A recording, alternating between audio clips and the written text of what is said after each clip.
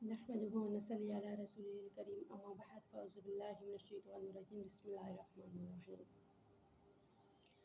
Death and life کے دو ایسے partner ہیں جو دلیل کی دنیا میں اٹیچ ہے۔ خوشی کرو یا غمی کرو یہ ہماری لائف میں آتی رہے گی۔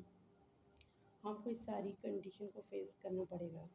ایک نہ ایک دن ہم نے اس دنیا کو تو چھوڑ ہی جانا ہے، اور اس طرح ہمیں اپنے رب پہ عقیدہ ہونا چاہیے کہ ہماری باڈی کو ایک نہ ایک دن گل کے سڑنا ہے اور مٹی میں مل جانا ہے۔ اللہ تعالیٰ نے مٹی جو ہے سب پہ حرام کی گئی ہے سوائے نبیوں کے۔ اللہ تعالیٰ نے مٹی کو صرف نبی پہ حرام کیا ہے۔ حضرت ابو ہریرہ رضی اللہ تعالیٰ عنہ سے روایت ہے کہ رسول صلی اللہ علیہ وسلم نے فرمایا، انسان کی ہر چیز بسیدہ ہو کر مٹی میں مل جاتی ہے سوائے ایک ہڈی کے، وہ ریڑھ کا آخری ہڈی کا مورا ہے۔ قیامت کے دن اسی سے اس کی تخلیق ہوگی۔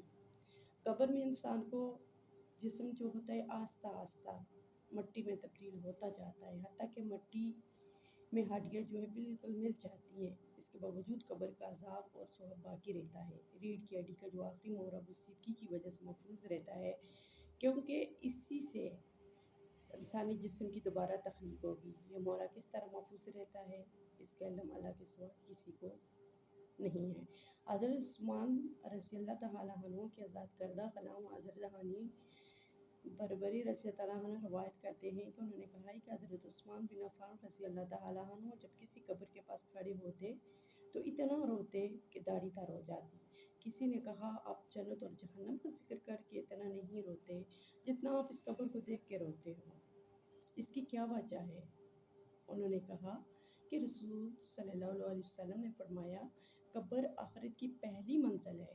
اگر آدمی اس سے نجات پا گیا تو بعد والے مراحل ایزی ہو جائیں گے، اگر اس سے نجات ہی نہ پا سکا تو بعد کے مراحل اور زیادہ سخت ہو جائیں گے۔ وہ بیان کرتے ہیں کہ رسول صلی اللہ علیہ وسلم نے فرمایا، میں نے جب کوئی منظر کبھی دیکھا ہے تو اس قبر سے زیادہ ہولناک منظر میں نے کہیں نہیں دیکھا۔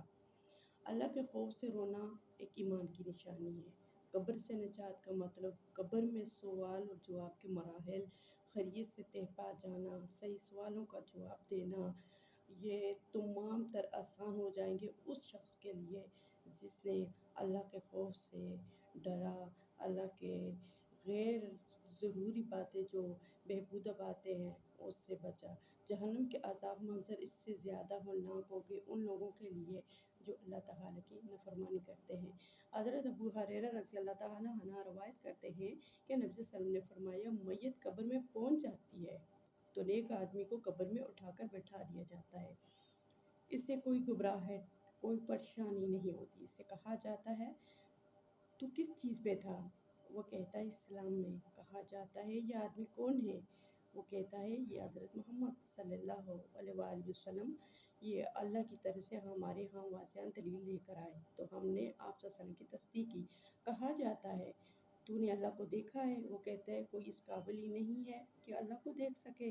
تب اس کے لیے جہنم کا ایک دریچہ کھول دیا جاتا ہے۔ وہ دیکھتا ہے کہ آگ توڑ پھوڑ رہی ہے۔ اسے کہا جاتا ہے دیکھ اللہ نے تجھے کس چیز سے بچایا ہے، تجھے جہنم کی آگ سے بچا دیا ہے۔ پھر اس کے لیے جنت کا دریچہ کھول دیا جاتا ہے، اس کی نعمتیں دیکھتا ہے۔ اسے کہا جاتا ہے یہ تیرا ٹھکانہ ہے۔ اس سے کہا جاتا ہے یقین کر تو تھا نا، اس پر تیری وفات ہوئی، اسی پر تجھے اٹھایا جائے گا، ماشاءاللہ۔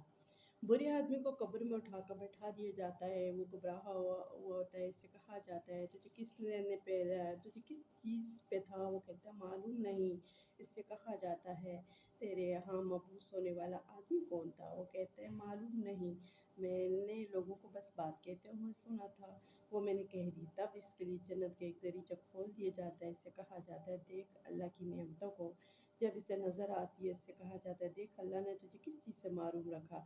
پھر اس کے لیے جہنم کا دریچہ کھول دیا جاتا ہے۔ وہ اس سے دیکھتا ہے تو آگ کو، تو اس سے کہا جاتا ہے یہ تیرا ٹھکانہ ہے، نعوذ باللہ۔ قبر میں سوال اور جواب کا مرحلہ تو یقینی ہوتا ہے، اس کا تعلق عالم غیب سے ہے جس کو زندہ انسان محسوس نہیں کر سکتے۔ جیسے پچھلے دنوں بات تھی کہ وہ ایک قبر سے آوازیں آ رہی ہے شبیر نامی، ہو سکتا ہے کہ وہ ہیوی مشین کی وجہ سے وہ کوئی تھرتھراہٹ ہو رہی ہو زمین کے اندر، تو وہ اتنا بڑا لوگوں نے ایشو بنایا ہوا تھا کہ وہ زندہ ہے۔ بہرحال قبر کے معاملات کو کسی کو بھی نہیں پتہ کہ قبر میں کیا ہو رہا ہے، اور اسی طرح غیبی معاملات انبیاء کرام کو دکھائے جاتے ہیں۔ جو شخص دنیا میں ایمان اور عمل صالح پہ قائم رہتا ہے، اس کو صحیح جواب تو دینے کی توفیق ملتی ہے۔ جس کے دل میں ایمان نہیں تھا وہ جواب نہیں دے سکتا۔ قبر میں ہر انسان کو جنت اور جہنم کا منظر دکھایا جاتا ہے، وہ اپنے اعمال کے مطابق جنت یا جہنم کے اثرات کو محسوس کرتا ہے۔ تاہم جنت یا جہنم دائمی طور پر داخلہ قیامت کے دن ہوگا۔ دفن کے بعد قبر کے پاس کھڑے ہو کر میت کو مخاطب کرنا اور اسے قبر کے سوال و جواب بتانا حدیث سے بالکل ثابت نہیں ہے، اس سے کوئی فائدہ ہی نہیں ہے۔ موت کے بعد تو میت کا تعلق دنیا سے فنش ہو جاتا ہے۔ انسان کو یہی کوشش کرنا چاہیے کہ وہ اپنے رب کو یاد کرتا رہے اور اللہ تعالیٰ کے نافرمانی کرنے سے بچتا رہے، کیونکہ ایک نہ ایک دن جب ہم اس دنیا سے چلے جائیں گے، کیونکہ روح ایک غیر مادی وجود ہے جس کی موجودگی میں جسم ہے۔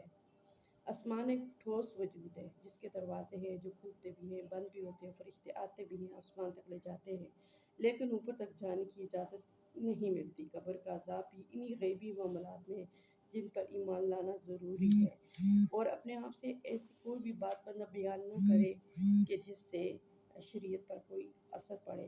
اللہ تعالیٰ فرماتے ہیں کہ میرے بندوں، میں نے ظلم کو اپنی ذات پر حرام کر لیا ہے اور اسے تمہارے درمیان بھی حرام قرار دیا ہے، اس لیے ایک دوسرے کی بات پر ظلم نہ کرو۔ میرے بندو، تم سب رائے بھولے ہوئے ہو سوائے اس کے جس سے میں ہدایت دوں، بس مجھ سے ہدایت مانگو، میں تمہیں ہدایت دوں گا۔ میرے بندو، تم سب بھوکے ہو سوائے اس کے جس سے میں غذا دوں، بس مجھ سے کھانا مانگو، میں تمہیں کھانا دوں گا۔ میرے بندو، تم سب ننگے ہو سوائے اس کے میں لباس پہناؤں، مجھ سے لباس مانگو، میں تمہیں لباس پہناؤں گا۔ میرے بندو، تم رات دن غلطیاں کرتے ہو، سب گناہ بخش دوں گا، بس مجھ سے بخشش مانگو، میں تمہیں بخش دوں گا۔ میرے بندو، تم اس قابل نہیں ہو سکتے کہ میرا کچھ نقصان کر سکو، تم کبھی اس قابل نہیں ہو سکتے کہ مجھے کوئی فائدہ پہنچاؤ۔ میرے بندو، اگر تمہارے پچھلے انسان اور جس سب سے زیادہ متقی اور دل والے بن جاتے ہیں تو اس سے میری بادشاہت میں کچھ اور اضافہ نہیں ہوگا۔ میرے بندو، اگر تمہیں پچھلے انسان جن سب سے زیادہ بدکار تھے جیسے دل والے بن جائے تو میری بادشاہت میں کچھ کمی نہیں ہوگی۔ میرے بندو، اگر تمہارے پچھلے انسان جو ایک میدان میں کھڑے ہو کر مجھ سے سوال کرے، میں ہر سوال کا پورا اس کو جواب دوں گا، میرے خزانوں میں کمی نہیں ہوگی۔ جتنی سوئی ڈوبی سمندر میں کمی ہو جائے تو میرے بندو یہ تمہارا اعمال ہے جنہیں میں تمہارے لیے شمار کرتا ہوں، محفوظ کرتا ہوں، پھر تمہیں پوری اس کا اجر دوں گا۔ تو یہ ہے کہ اللہ تعالیٰ نے ہر انسان کو ہر چیز، جو چیز بھی ہے، اگر ایک سوئی بھی ہے نا، اگر وہ بھی سمندر کے کنارے ڈوب جائے تو وہ بھی اللہ ہی سے مانگو، کسی سے نہیں مانگو۔ جیسے کہ دریا خان میں عورت کا واقعہ آیا ہے کہ اس کی قبر سے خوشبو آ رہی ہے، تو اس کی جاننے کی کوشش کی کہ اس کے اعمال کیا ہیں، کہ اس کے یہ فیملی نے بتایا کہ اس کے اعمال یہ تھے کہ وہ صابر تھی، شاکر تھی، تو اس کے وہ کبھی دل پہ ایسی کوئی بات نہیں لے کے آتی تھی شکوے کی۔ اس لیے ہم تمام مسلمانوں کو چاہیے کہ ہمیں بھی اسلامی رول کو اپنانا چاہیے اور صبر و صابر رہنا چاہیے اور اسلام کے قدموں پہ محفوظ رہنا چاہیے۔